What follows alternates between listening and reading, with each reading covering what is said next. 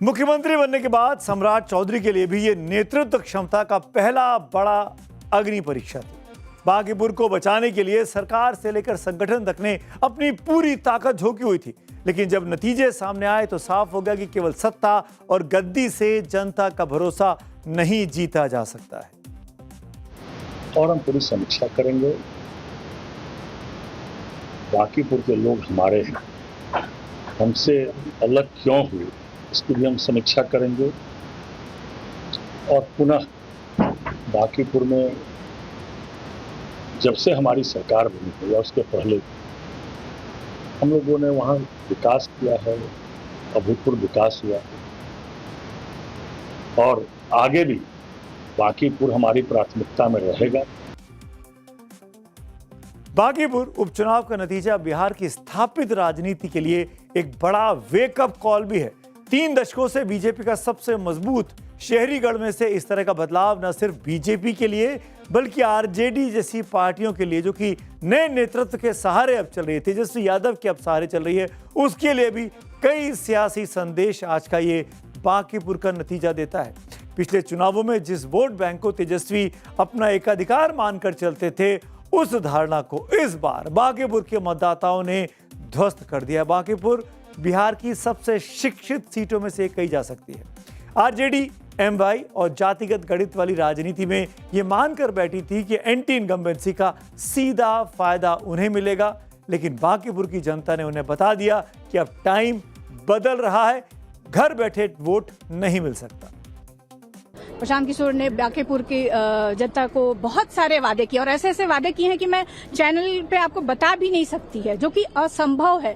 किसी भी पॉलिटिकल दल के, चाहे वो एमपी हो, चाहे वो एमएलए हो, चाहे किसी भी संवैधानिक पद में, उसके लिए बड़ा मुश्किल है। क्योंकि आप देखिए बीजेपी का गढ़ कहा जा रहा है, जहां 35-40 वर्षों से विकास का कार्य नहीं हुआ है, उसको वो कैसे कहते हैं कि हम 4 साल ही बचा है, 4 साल में वो कैसे उसको बदल देंगे।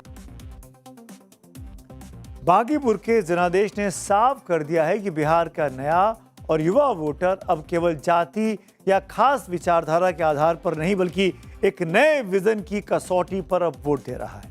जिस बिहार की जनता के पास पहले केवल एनडीए और महागठबंधन का ही विकल्प हुआ करता था, आज उसके पास तीसरा विकल्प भी खुलकर सामने आ चुका है।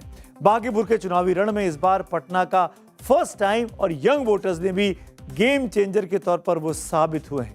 दिल्ली के जंतर मंतर से जो आवाज उठी थी, बदलाव की मांग उठी थी, उसको पटना में भी जबरदस्त समर्थन मिला था। आपको याद होगा, पटना में बिहार के कई शहरों में जबरदस्त युवाओं ने प्रदर्शन किए थे। पटना यूनिवर्सिटी के हॉस्टल से लेकर कंकड़बाग और बोरिंग रोड के कोचिंग सेंटर्स, जहां पर बड़े पैमाने पर बिहार भर के छात्र आकर पढ़ते हैं, वहां फैले इस युवा कैडर ने पुरानी राजनीतिक परिपाटी को पूरी तरीके से नकारने का संदेश इन प्रदर्शनों में साफ दे दिया था। बांकीपुर के नतीजों ने एनडीए और महागठबंधन दोनों खेमों में खलबली मचा दी है, क्योंकि अब ये लड़ाई इस पार या उस पार की नहीं रही, बल्कि राजनीति के उस चेहरे पर आकर टिक गई है जिन्हें कल तक वोट काटने वाला खिलाड़ी समझा जाता था। उन्हीं प्रशांत किशोर को आज बिहार की राजनीति का सबसे धुरंधर खिलाड़ी बताया जा रहा है। उनकी ये जीत कोई मामूली जीत नहीं है, बल्कि बिहार की सियासत में भूचाल मचाने वाली ग्रैंड विक्ट्री के तौर पर इसको देखना चाहिए। पिछली बार 50,000 से ज्यादा मार्जिन लेकर जीतने वाली भारतीय जनता पार्टी जब नितिन नवीन जीते थे, इस बार 45,000 वोट भी नहीं पाई है। पिछली बार लगभग 95,000 वोट थे, इस बार 45,000 भी नहीं पाए। आरजेडी को तो पिछले चुनाव के मुकाबले 1/3 से भी कम वोट मिले हैं। बांकीपुर से साथ साथ मध्य प्रदेश के दतिया की बात भी कर लेते हैं। वहां पर भी उपचुनाव थी और वहां पर भी बीजेपी को अपने गढ़ वाली सीट में कड़ी हार का सामना करना पड़ा। कांग्रेस उम्मीदवार घनश्याम सिंह ने बीजेपी के आशुतोष तिवारी को हरा दिया। बीजेपी ने पूर्व गृह मंत्री नरोत्तम मिश्रा का टिकट काटकर यहां से आशुतोष तिवारी को एंड मौके पर उम्मीदवार बना दिया था। आशुतोष तिवारी को बाहरी कहा गया। आशुतोष तिवारी को मुख्यमंत्री मोहन यादव का करीबी कहा गया। दतिया की इस हाई प्रोफाइल सीट पर जब नरोत्तम मिश्रा जैसे कद्दावर चेहरे को दरकिनार कर आशुतोष तिवारी जैसे नए चेहरे पर दांव लगाया गया, तो भोपाल से लेकर दिल्ली तक ये संदेश गया था कि मोहन यादव अब ग्वालियर चंबल में नए चेहरे पर बड़ा दांव लगा रहे हैं और अपने कंटेम्पररीज के पर काटने पर लग गए हैं। आशुतोष तिवारी की जीत के लिए मुख्यमंत्री मोहन यादव ने खुद रोड शो किए, कई जनसभाएं की, 11,000 करोड़ से ज्यादा के प्रोजेक्ट्स का दतिया सीट के लिए ऐलान तक कर दिया। पूरी राज्य सरकार और 20 से ज्यादा मंत्रियों की पूरी फौज यहां चुनावी मैदान में उतरी हुई थी। लेकिन जब ईवीएम से जनमत बाहर आया तो मतदाताओं ने मोहन यादव के इस पर्सनल दांव को पूरी तरह नकार दिया।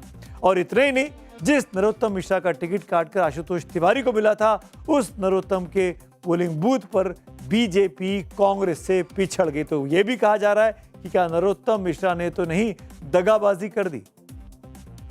सर झुका करके हाथ जोड़ करके स्वीकार करूंगा और जीवन भर हमारे अपने कार्यकर्ता और मतदाता जो देवतुल्य हैं उनकी सेवा करता रहूंगा। क्या कमी रह गई सर इस बार? पूरी ताकत झोंक दी। कमी अगर कोई रह गई है तो उसकी समीक्षा करेंगे और उसके बाद प्रतिक्रिया देंगे। आप निश्चिंत रहिए, समय समय पर मीडिया मित्रों से मिलते रहे।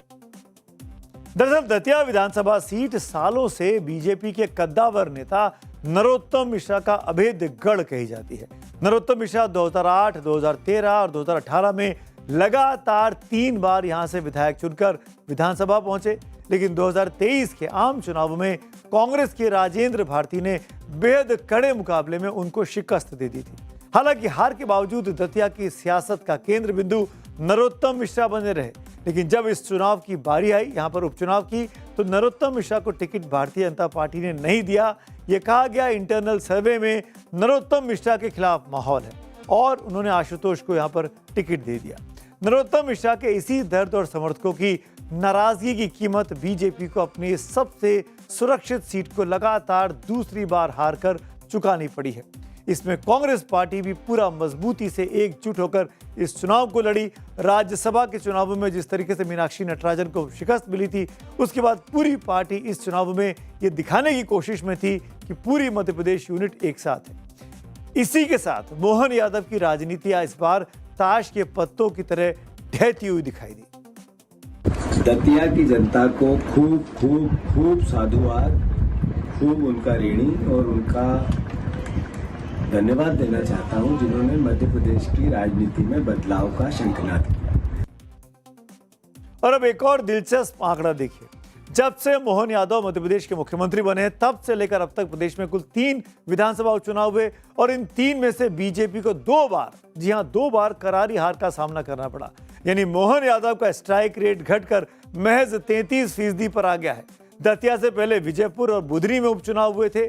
शिवराज सिंह चौहान के गढ़ बुधनी में तो बीजेपी की इज्जत बच गई थी, लेकिन जीत का मार्जिन लाख से घटकर महज 13-14 हजार पर आ गया था।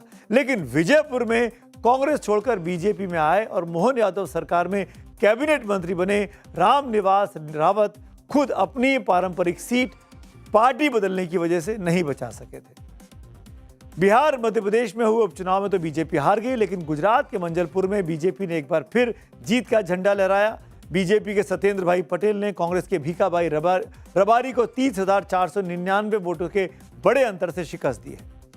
ये 3 राज्यों के उपचुनावों का वो ट्रेलर है जिसने साफ कर दिया कि देश की राजनीति का मिजाज क्या अब तेजी से बदल रहा है।